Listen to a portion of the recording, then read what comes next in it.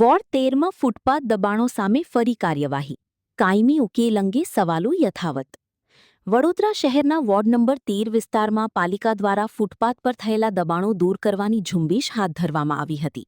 આ અંતર્ગત જયરત્ન 4 રસ્તાથી માર્કેટ 4 રસ્તા તેમજ માર્કેટ 4 રસ્તાથી શહીદ ભગતસિંહ ચોક સુધીના વિસ્તારમાં લારી ગલ્લા, પથારા અને અન્ય પ્રકારના દબાણો દૂર કરવામાં આવ્યા હતા. જો કે શહેરમાં ફૂટપાથ પરના દબાણો દૂર કરવાની આવી કાર્યવાહી વારંવાર કરવામાં આવતી હોવા છતાં તેના કાયમી પરિણામો જોવા મળતા નથી.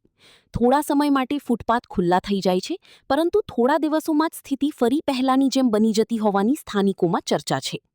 શહેરમાં રોજ કમાઈને ગુજરાન ચલાવતા સ્ટ્રીટ વેન્ડરો માટે અસરકારક પુનર્વસન અથવા સ્ટ્રીટ વેન્ડર પોલિસીના અમલીકરણ અંગે પણ પ્રશ્નો ઊભા થઈ રહ્યા છે.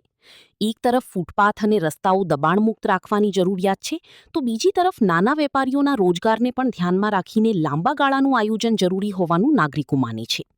શહેરમાં પગપાળા ચાલવા અને સાયકલના ઉપયોગને પ્રોત્સાહન આપવા માટે સતત અપીલો કરવામાં આવે છે, પરંતુ અનેક વિસ્તારોમાં ફૂટપાથ પર દબાણો અને રસ્તાઓની સ્થિતિને કારણે નાગરિકોને મુશ્કેલીઓનો સામનો કરવો પડે છે.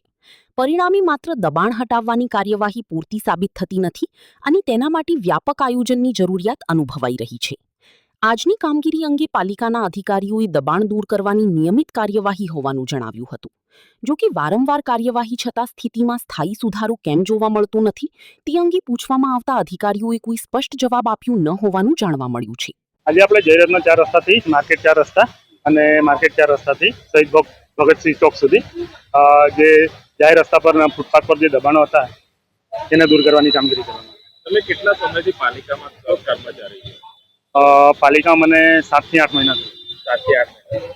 કયા વોર્ડમાં તમે? વોર્ડ 13માં. શું કામગીરી?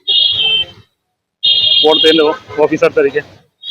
જે આજે ખંડેરાવ માર્કેટ નજીક આપણી સરકારી કોર્પોરેશનની કચેરી આવે છે, મુખ્ય કચેરી કહેવાય છે, તો એના આજે તમે દબાણો હટાવવા માટે આવ્યા, એ કાયમ યથાવત રહેશે? એનો કોઈ કાયમ નિરાકરણ નથી? અમે આ દબાણ હટાવવાની કામગીરી રેગ્યુલર કરીએ જ છે અને અમારો એવો પ્રયત્નો છે એનો કાયમી ઉકેલ આવે. કેટલા પ્રયત્નો, કેટલા વર્ષ સુધી પ્રયત્નો કરશો? કમિશનરો બદલાયા, મેયર બદલાયા, દબાણ યથાવત નથી રહેતા, કાયમનું આનું નિરાકરણ તમે નથી કરી શકતા? અમે અમારી રીતે પ્રયત્નો કરીએ છીએ દૂર કરવા માટે. ખાલી પ્રયત્ન પાવતી આપીને છૂટા થઈ જાવ છો? ના, પાવતી નહીં. જે ફૂટપાથ પર કે બહાર સામાન મૂકેલો એ જપ્ત કરવાની કામગીરી કરીએ છીએ, દંડની કાર્યવાહી કરીએ છીએ. સવારે ફૂલ બજાર ભરાય છે, જે 4-5 વેપારીઓ બેસતા હતા આજે ઠેક ફાયર બ્રિગેડ દાંડિયા બજાર સુધી ફૂલ બજાર મંડળી ભરાય છે, ત્યારે તમારે કાર્યવાહી નહીં થતી? અમે રેગ્યુલર કાર્યવાહી કરીએ જ છે. ફાયર બ્રિગેડની ગાડી, એમ્બ્યુલન્સ, ત્યારે ટ્રાફિક જામ થાય છે, એ વખતે તમારા કર્મચારીને અહીંયા કોઈ પોઈન્ટ નથી અપાતો. કાયમી નિરાકરણ લાવો તો પોઈન્ટ અપાવો ને તૈયાર. અમે એ પ્રકારના જ પ્રયત્નો કરી રહ્યા છીએ. ખાલી પ્રયત્ન જ થશે? પ્રયત્નો કરીશું તારે તો સફળતા મળશે. કેટલા વર્ષથી આ પ્રયત્ન ચાલી રહ્યા છે?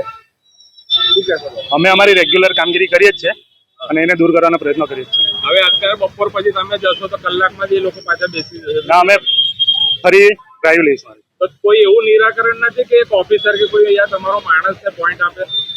અમે પાવતીઓ ફાડીને સંતોષ માણો છો? પાવતીઓને અમે દંડની કામગીરી કરીએ છીએ, દબાણ હટાવવાની કામગીરી કરીએ છીએ.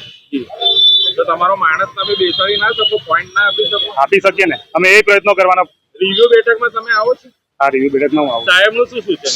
સાહેબનું સૂચન છે કે દબાણો ના થાય અને પબ્લિકને તકલીફ ના પડે એ એવો પ્રયત્નો કરવો. થાય છે તમારે તો તમે ઘડે 7 દિવસમાં 2 વાર 3 વાર